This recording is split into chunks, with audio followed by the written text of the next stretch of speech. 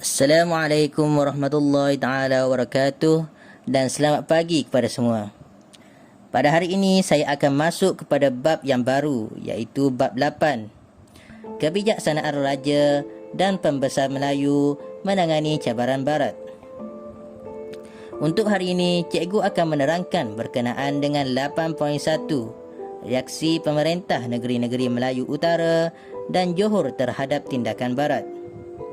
Kita akan pergi kepada pengenalan. Penguasaan British ke atas negeri-negeri Melayu Utara didorong oleh perkembangan politik serantau yang melibatkan perebutan kuasa di antara negara-negara barat, terutamanya British dan Perancis. Perluasan kuasa yang dilakukan oleh British terhadap negeri-negeri Melayu Utara berjaya dilakukan melalui Perjanjian Bangkok pada 10 Mac 1909.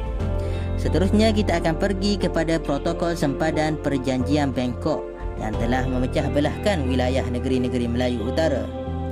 Peluasan pengaruh British melalui Perjanjian Bangkok telah memecah belahkan negeri-negeri Melayu Utara kerana British dan Siam lebih mementingkan kedudukan pengaruh masing-masing tanpa memikirkan soal kebudayaan, geografi, etnik dan agama penduduk tempatan dalam mengubah sempadan.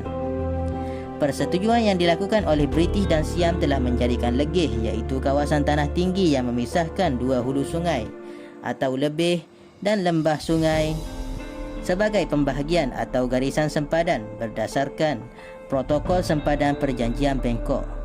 Jadi, kalau awak lihat pada buku teks muka surat 200 telah menunjukkan gambar peta berkenaan dengan pembahagian kawasan di antara British dan Siam.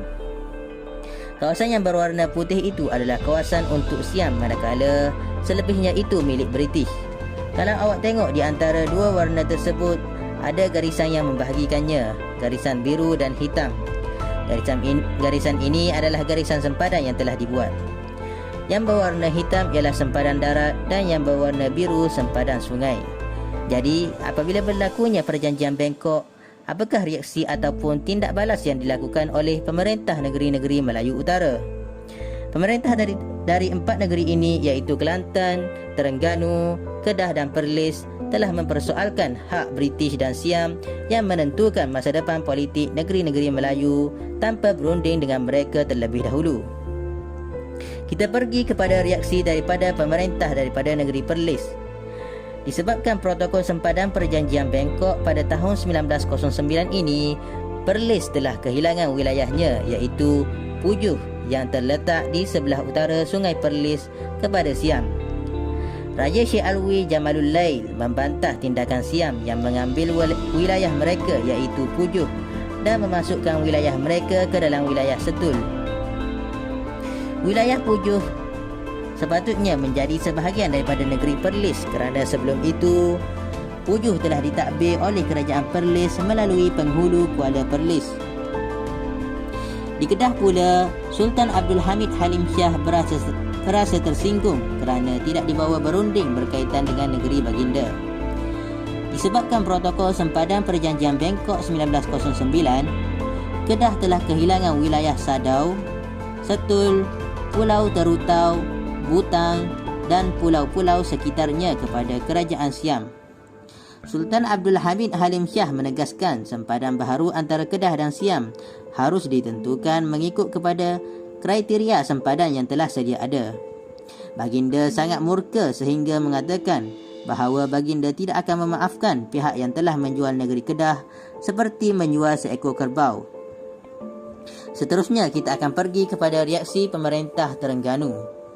Perjanjian Bangkok ini sama sekali tidak dapat diterima oleh semua pihak di Terengganu, terutamanya Sultan, ulama dan pembesar.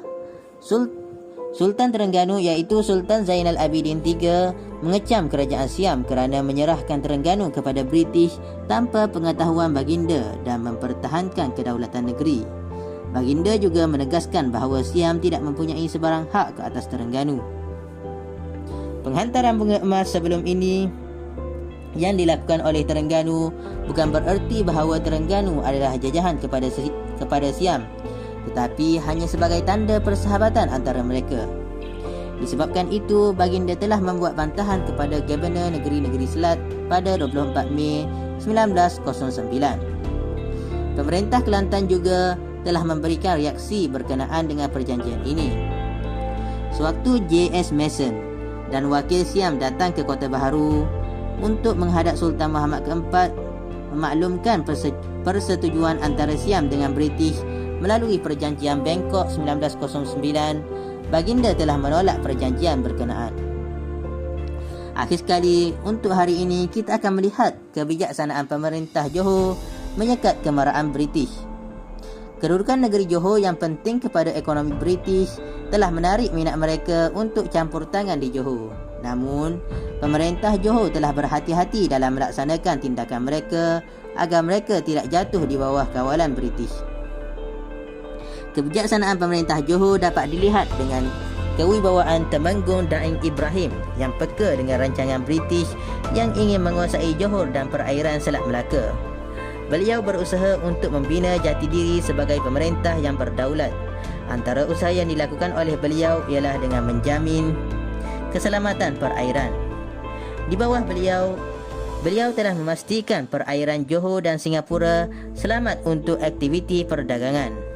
Hasil daripada keamanan ini, beliau telah dianugerahkan pedang keemasan daripada Ratu Victoria sebagai menghargai jasa beliau dalam memastikan keamanan perairan. Usaha yang kedua ialah mengasaskan Bandar Iskandar Puteri.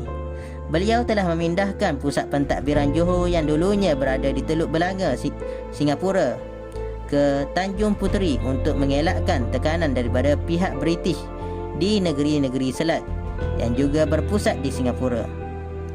Beliau telah mengisytiharkan Tanjung Puteri sebagai ibu negeri Johor dan dinamakan Bandar Iskandar Puteri.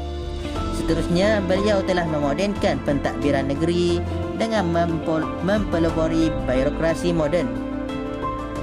Sistem tradisional diperkukuhkan dengan unsur baharu dari barat ke dalam sistem pentadbiran seperti pendidikan moden. Selain itu, beliau juga mengeksploitasi hasil hutan dengan mengeluarkan hasil hutan, terutama getah perca untuk dijual kepada pedagang British. Perdagangan getah perca yang menguntungkan sehingga Temanggung mengisytiharkannya sebagai monopoli Johor.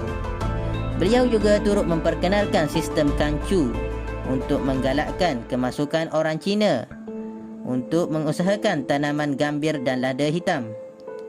Hasilnya, pada tahun 1860-an, Johor telah menjadi pengeluar gambir dan lada hitam yang terkemuka di alam Melayu.